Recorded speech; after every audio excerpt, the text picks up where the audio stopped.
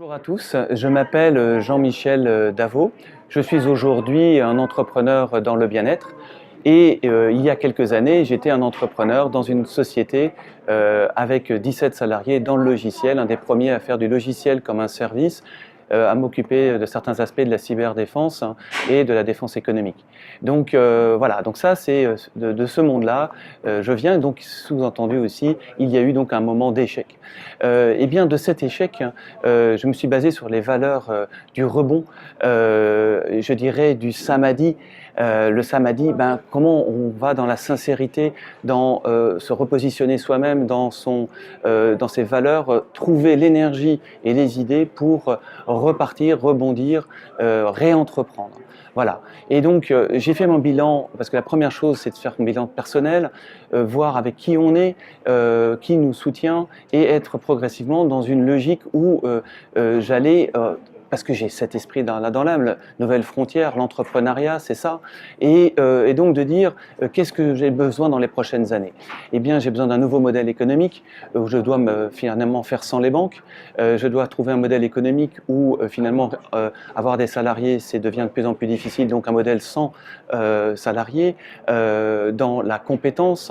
Et donc là, on revient aux mes fondamentaux de passion depuis plus de 20 ans, qui est la collaboration, les compétences et les grandes directions par McKinsey, qui dit le mi-commerce, les compétences dans un commerce et dans un secteur, donc qui est celui du bien-être, puisque aujourd'hui c'est un vrai besoin de repartir dans un monde du travail avec, je dirais, le faire soit être une force pour le bien, quoi. Voilà. Je pense que ça résume très bien l'idée, être une force pour le bien voilà. Alors, où trouver effectivement l'énergie pour rebondir, et comment est-ce que mon histoire, comment elle s'est passée? Elle a commencé par ici des cheveux qui partaient en touffe, un stress oxydatif juste avant le burn-out, et de me dire attention, mon corps me donne des signaux, il va falloir que je trouve des solutions pour rebondir efficacement. Et donc la première chose que j'ai faite effectivement, c'est d'abord mon corps,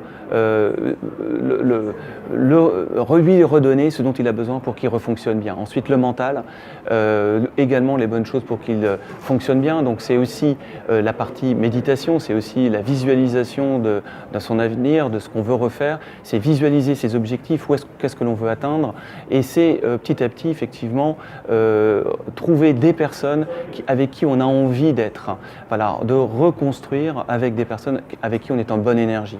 Et je pense que c'est par les êtres humains que effectivement venu sur ma route où j'ai pu rebondir. Et je dirais un mot qui est très important, on commence à être dans cette démarche lorsqu'on a reçu la charité. C'est-à-dire la charité, c'est un mot très puissant, très fort. Et on a envie, une fois qu'on l'a reçu, de la redistribuer à d'autres, puisqu'on sait que des personnes sont venues sur votre chemin vous permettre de repartir. Voilà. Et donc le transmettre. Et donc aujourd'hui, par exemple, je suis ambassadeur d'une cause pour nourrir des enfants qui sont malnutris, et je m'occupe de différentes choses dans une logique effectivement de développement durable. Demain, je vais à l'UNESCO dans une logique de développement durable, et d'être donc finalement drivé par des valeurs fortes pour atteindre de nouvelles frontières avec d'autres. Et donc c'est bien finalement quelque chose qui était personnel à un moment donné, comme un enfant qui apprend à tomber et quelqu'un est heureux de le soutenir pour qu'il remarche. Et bien là on est dans une démarche collective finalement de 1 trouve 2 puis 10, et on est dans une logique de démultiplication de personnes ayant envie de faire des projets communs. Voici c'est comme ça que je dirais l'importance de rebondir et de trouver des personnes sur son chemin.